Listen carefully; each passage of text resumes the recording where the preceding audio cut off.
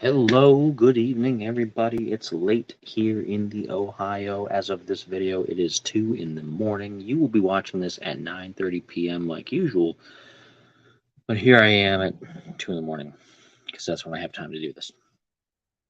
I'm continuing my beer series.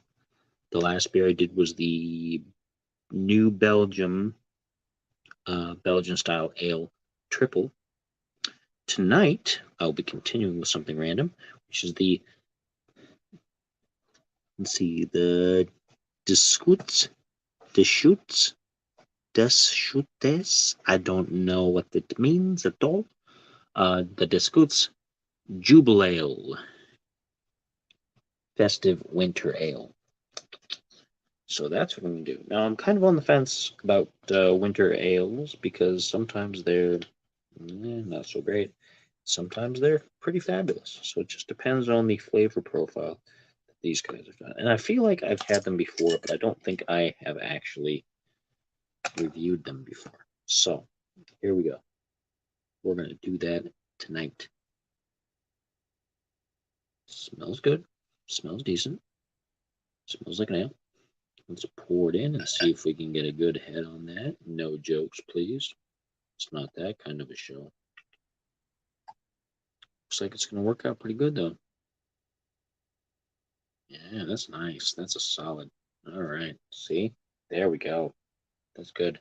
And it is a deep, kind of reddish, dark red, super dark red color. I'm going to let that settle for a minute because anyone who's a Guinness drinker will know that you have to let the Guinness settle before you take a drink. And this seems like it has the similar consistency despite being an ale.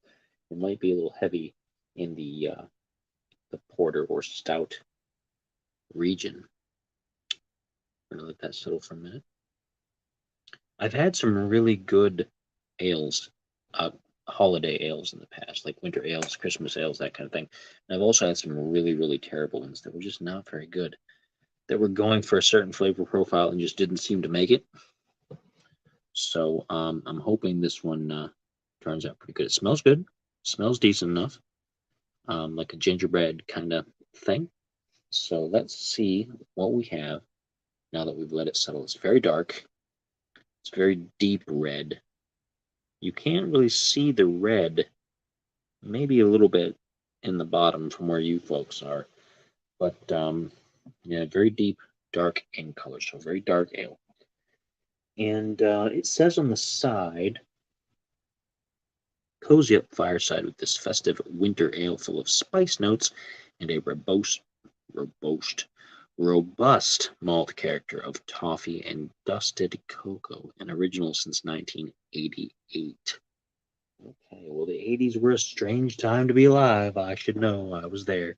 And some of the things that came out of that are not to be proud of flavor-wise. So we're going to see what we can see from this in our Goose Island pint glass. All right.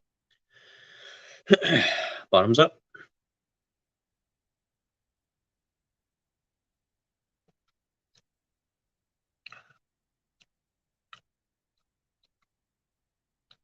Tastes like a standard Christmas ale. Doesn't have anything that stands out. Borders on the IPA kind of sourness territory. Settles into a little bit of creaminess at the back end. A little bit of creaminess. Kind of some gingerbread. Like I said, I expected at the beginning. But not the best I've ever had. Not the worst. It's okay. Has a definite bitterness that settles right there on the tongue and in there on the roof of the mouth after the creaminess is passed. But it's okay. Not bad. Pretty middle of the road, to be honest. Let's take another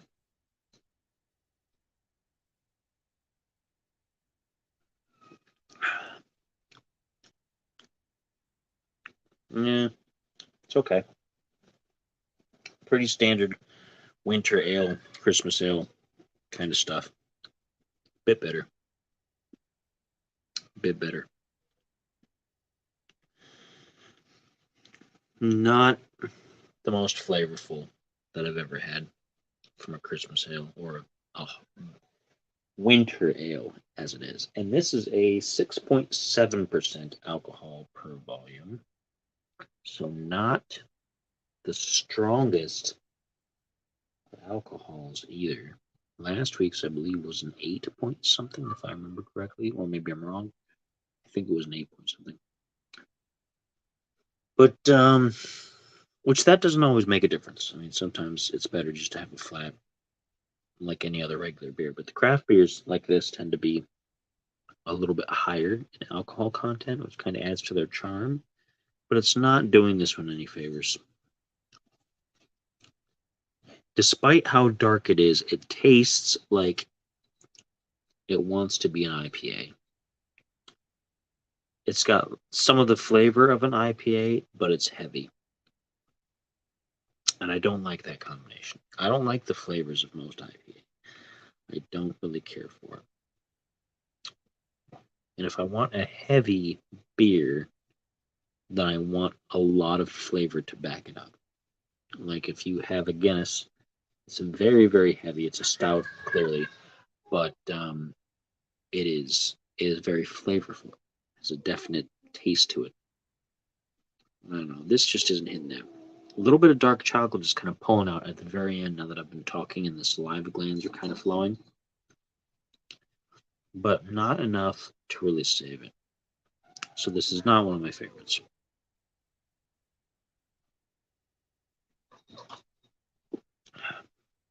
But it's okay. It's not the worst I've ever had.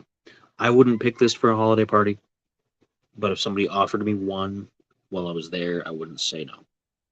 And I say that as if I go to a lot of holiday parties, which I don't. I hardly ever leave the house. But, you know, if the circumstances were to occur, then I would not say no. I would not say, hey, do you guys got any of that Deschutes? However you say it? Do you have any of that? I'd love some. I wouldn't do that, I don't think. But I wouldn't turn it down if it was offered. If it was the choice between this and like Budweiser or Coors or Miller or Milwaukee's Best or, whatever else is popular right now, Heineken or something, I would take this. But that's more because I'm a beer snob. So that's all I got for you for that. Exciting things are coming in the future. Keep following this series, pardon me. Keep following this series for details on that. And I will see you folks next time. As always, cheers.